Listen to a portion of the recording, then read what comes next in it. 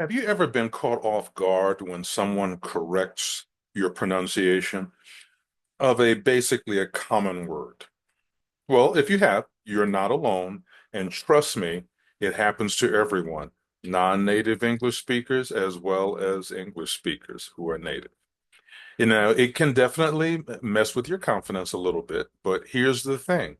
Correcting your pronunciation can make a big difference in how you're understood.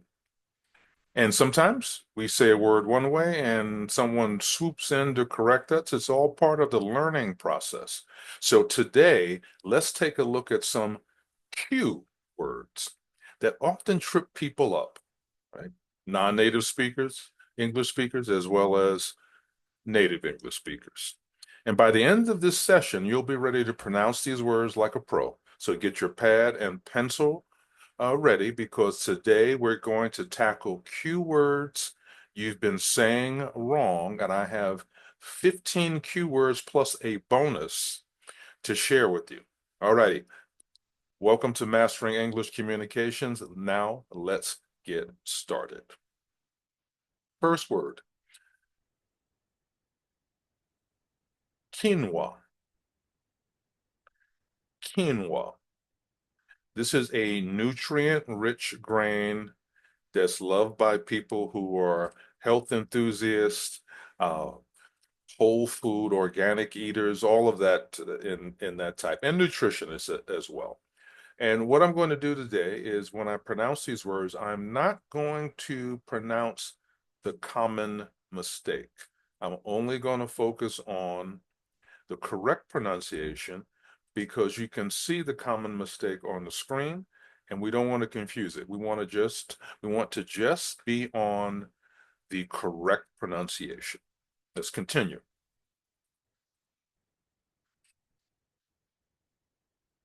Quokka, quokka. Now, this is the right way to pronounce a cute Australian animal's name, as you can see in the photo. Now, these smiley wallabies are native to Western Australia. So cute and furry, but also a word that sometimes we have the trouble with. So now you know. Quokka.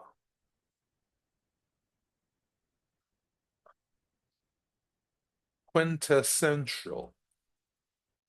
Quintessential. So you split it into syllables for easier pronunciation. Practice, say it out loud several times, master it. You use it to describe perfect examples. That's how we use this word.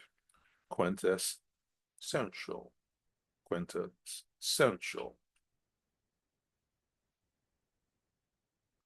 Now, the next one, quasar. So what is it?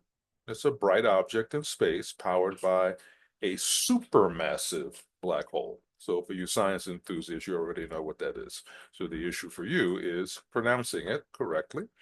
But if you're not a science enthusiast, that's what it is. How do we say it right?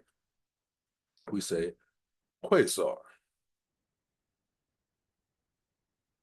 Quasar. And I'm speaking with a United States English accent. And so remember that as I pronounce these words, because you might hear it quite different or a little bit different in other versions of accented English. And when to use it? This is perfect for discussions about astronomy and space.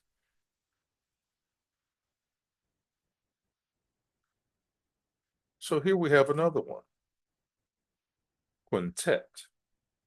Quintet. So a group of 5 musicians or a piece for 5 performers. That's the definition. Pro tip, saying it correctly shows musical knowledge. So there you have it. All right. If you're not a musician and you have had no musical study and you're not using this word, well, now when you're around other musicians who've had formal study, you'll know how to pronounce it and you will also know what it means. Now, this is a word that refers to a complicated or tricky situation. Quagmire, quagmire. And you use it when describing challenging predicaments.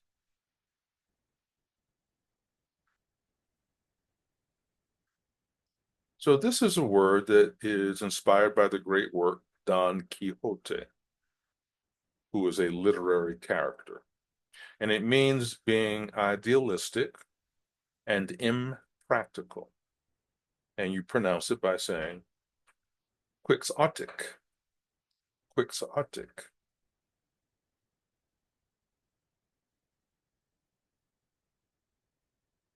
Next, we have quandary, quandary. So this word refers to a state of confusion or uncertainty. Confusion or uncertainty.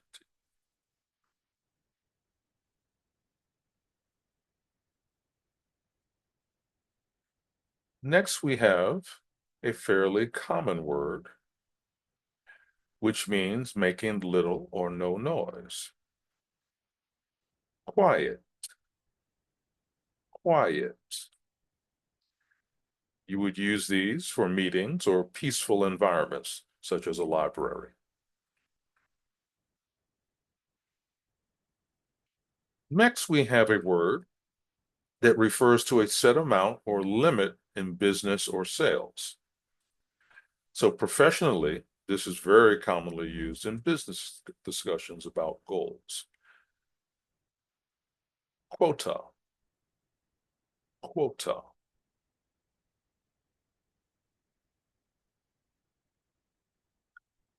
Next, we have quench, quench. So we don't want to say quench. I know I'm breaking my rule about not saying it correctly, but because this one looks a particular way, that's why I'm saying it. Quench, quench. So that CH is not super hard. It's quench. You use it when talking about drinking or putting out flames. It refers to satisfying your thirst or putting out a fire, extinguishing a fire. Next, we have quorum, quorum. So this refers to a minimum number of people needed to make decisions in meetings. Using it correctly shows familiarity with formal meeting rules.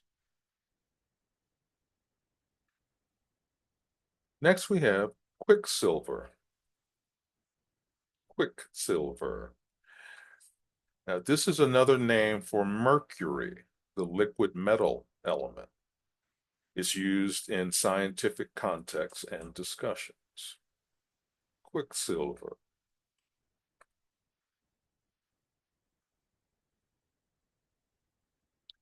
Next, we have quibble, quibble.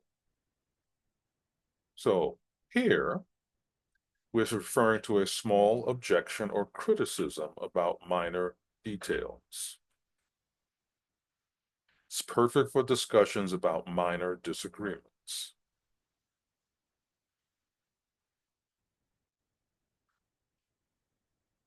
So next we have a word that refers to something that cannot be satisfied or extinguished. Quenchless, quenchless. She had a quenchless thirst for knowledge.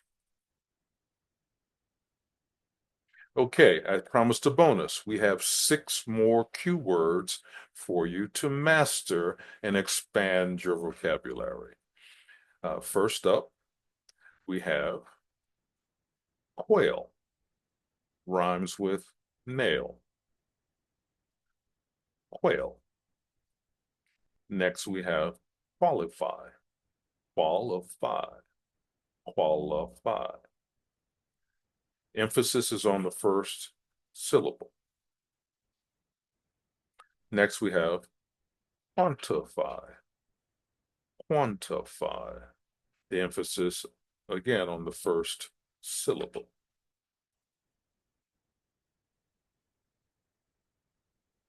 And finally, our last three, quirk.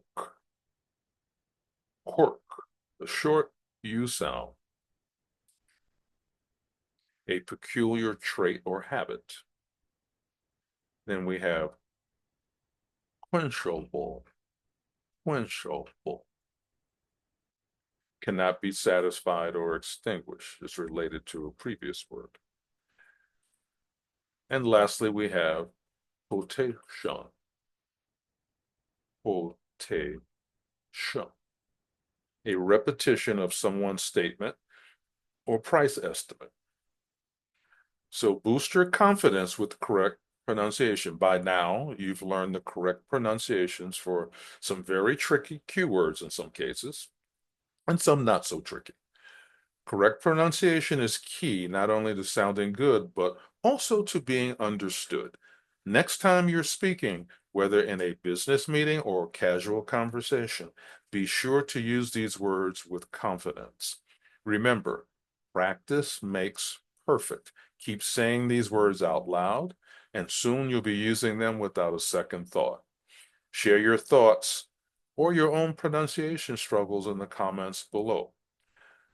Like, share, subscribe, and don't forget to check for other pronunciation tips. I've made other videos on these. We appreciate your support. So see you in the next video as we continue our linguistic adventure together. Keep learning and stay curious.